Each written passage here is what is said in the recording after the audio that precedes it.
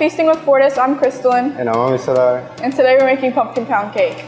For today's pumpkin pound cake, you're gonna need butter, sugar, eggs, vanilla, all-purpose flour, baking powder. You'll also need salt, ground cinnamon, ground ginger, nutmeg, allspice, and pumpkin puree.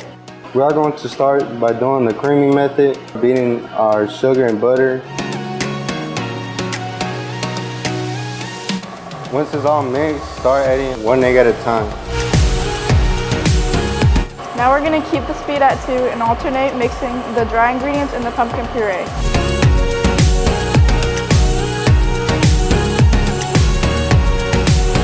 The next step, you spray your pans. Separate the batter into 2 pans. Now we're going to put it in the oven at 350 for 35 minutes. While that's baking, you're going to make a simple glaze of powdered sugar, milk, and cinnamon.